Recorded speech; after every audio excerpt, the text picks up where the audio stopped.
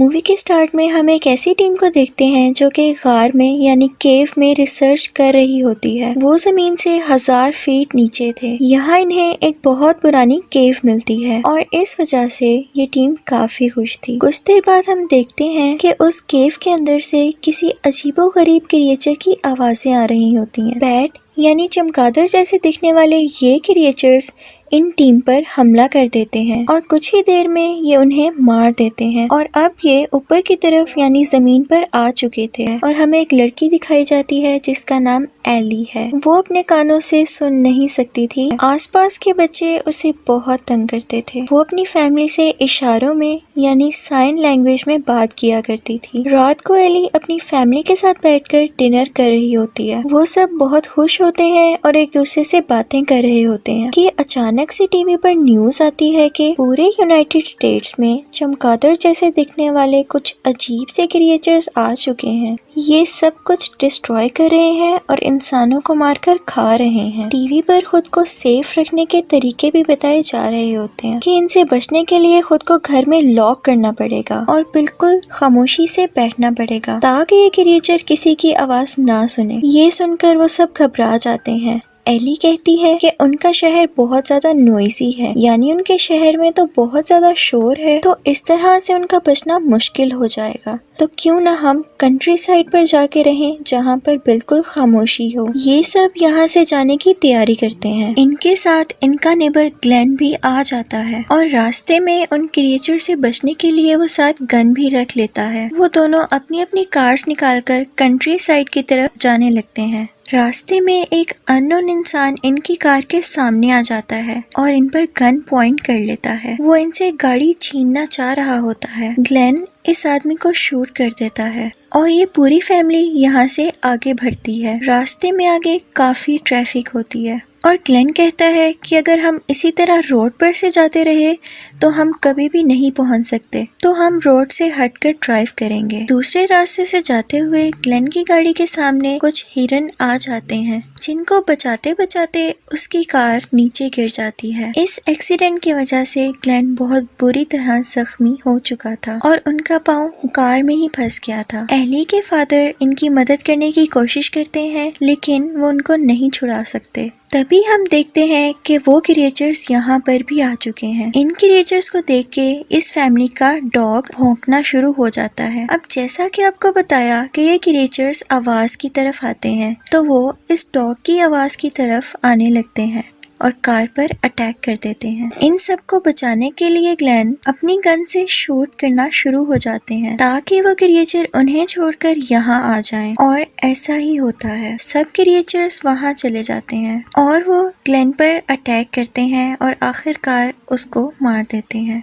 अब वो वापस से उस डॉग की आवाज सुनकर उस कार की तरफ जाते हैं और अटैक करना शुरू कर देते हैं। एली के फादर सोचते हैं कि इस डॉग की वजह से हम भी मारे जाएंगे, इसलिए वो ना चाहते हुए भी इस डॉग को कार से बाहर निकाल देते हैं ताकि इससे उनकी जान बच सके। ये देखते ही एली रोना शुरू हो जाती है, लेकिन इनके पास कोई रास्ता भी नहीं था। यहाँ पर ये लोग इस बात को लेकर खुश हो जाते हैं कि इन्हें पहले से ही इशारों में यानी साइन लैंग्वेज में बात करना आता था और इनसे कोई शोर नहीं होने वाला था। यहाँ से ये सब लोग पैदल आगे की तरफ बढ़ने लगते हैं। कुछ आगे जाके इन्हें एक घर नजर आता है। इस घर के चारों तरफ ऊंची फेंस लगी हुई थी। अंदर से एक बूढ़ी औरत निकल आती है। वो अपनी गन से उन्हें शूट करने की कोशिश करती है ताकि वो लोग यहाँ से चले जाएं, जिसके शोर की वजह से वो क्रिएचर्स उस बूढ़ी औरत पर अटैक कर देते हैं और कुछ ही देर में इस औरत की भी डेथ हो जाती है। इस बूढ़ी औरत के मरने के बाद उसका घर पूरी तरह से खाली था और वो सब डिसाइड करते हैं कि हम इसी घर में रुकेंगे। उस घर के बाहर एक ड्रेनेज पाइप था।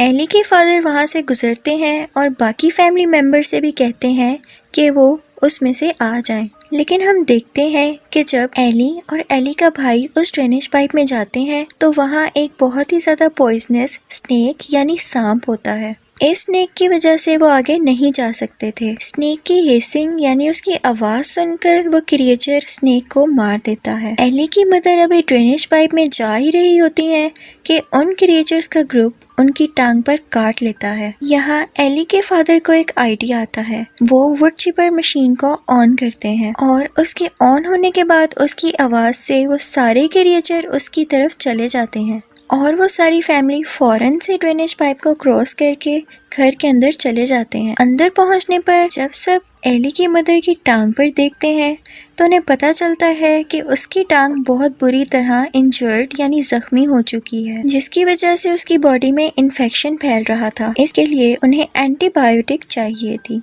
एली और उसके फादर मेडिकल सप्लाई यानी एंटीबायोटिक की सर्च में बाहर जाते हैं। बाहर जाकर वो नोटिस करते हैं कि वहाँ पर कोई भी नहीं था, इवन कोई इंसान भी नहीं। हर जगह खामोशी थी। ये दोनों एक खाली मेडिकल स्टोर के अंदर जाते हैं और एंटीबायोटिक ढूंढने लगते हैं। उस मेडिकल स्टोर में बहुत सारे लोगों की डेड बॉडीज भी पड़ी हुई थी।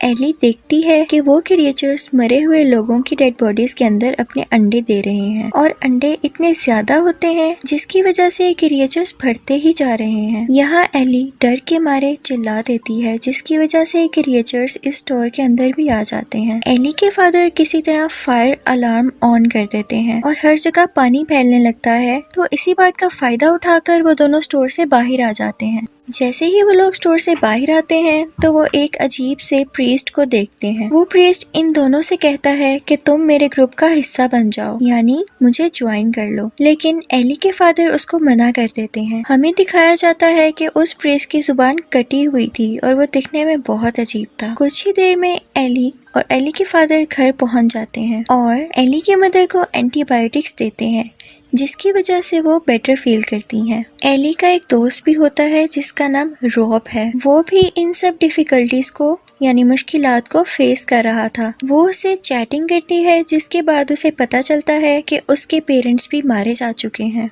लेकिन वो किसी तरह सरवाइव कर चुका है। वो उसे बताता है कि मैं नॉर्थ की तरफ पढ़ रहा हूँ और वहाँ एक रिफ्यूज भी बनाया गया है और काफी लोग वहाँ पर आराम से और सेफली रह रहे हैं। एली इंटरनेट पर देखती है कि ये क्रिएचर्स बहुत ज्यादा सर्दी या ठंड में जिंदा नहीं रह सकते। वो सोचती है कि अगर हम नॉर्थ यानी कोल्ड टेम्परेचर वाली साइड पर जाएं तो हमारे सर्वाइवल के चांसेस ज्यादा हो जाएंगे, यानी हम बच सकेंगे। अगले दिन हमें वो अजीब सा प्रीस्ट दोबारा दिखाया जाता है। वो अब एली की फैमिली के घर तक पहुंच चुका था। इसके साथ और भी लोग थे। यहाँ फिर से वो उस फैमिली को फोर्स करता है कि तुम मेरे ग्रुप को ज्वाइन कर लो। एली के फादर फिर से इस प्रीस्ट को मना करते हैं। यहाँ हमें दिखाया जाता है कि प्रीस्ट को सिर्फ एली में इंटरेस्ट था, यानी वो एली को अपने ग्रुप में ज्वाइन करना चाहता था, क्योंकि एली की वजह से वो अपनी ग्रोथ कर सकता था, क्योंकि उसने अपना एक ग्रुप बनाना था जिसमें वो एक किंग की तरह रहे और उन सब पर रूल करे। एली के फादर घर के अंदर से गन निकाल कर लाते हैं और उनसे कहते हैं कि चले जाओ। ये देखते ही प्रीस्ट और उसका ग्रुप चला जाता है। उसी रात हमें एक छोटी बच्ची दिखाई जाती है जो उनके घर के बाहर आती है। बच्ची अकेली होती है, इसलिए सब उसे घर के अंदर बुला लेते हैं। वो उससे बातें कर रहे होते हैं कि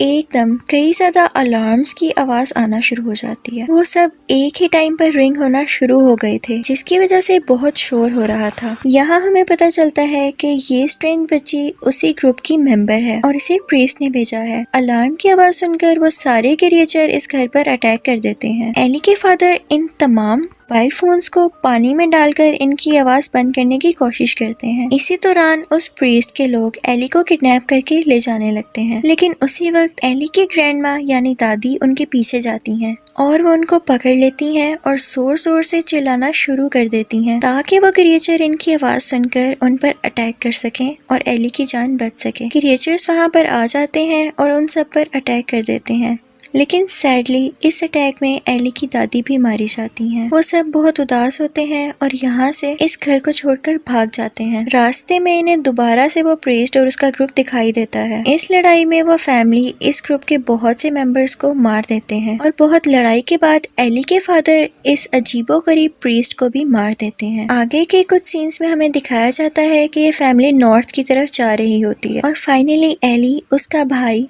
उसकी मदर और उसके फादर रिफ्यूज पहुंच जाते हैं। वहाँ और भी ह्यूमन सरवाइव कर रहे थे और रह रहे थे। मूवी के लास्ट सीन में एली हमें अपने दोस्त के साथ दिखाई देती है और अब ये दोनों बो और एरो की हेल्प से उन क्रिएचर्स पर अटैक कर रहे थे और उन्हें मार रहे थे। उन्होंने इनको मारना सीख लिया था और अब वो ये भी सीख चुके थे कि शोर किए बगैर एक दूसरे से कैसे बात की जा सकती है और मूवी यहीं पर खत्म हो जाती है।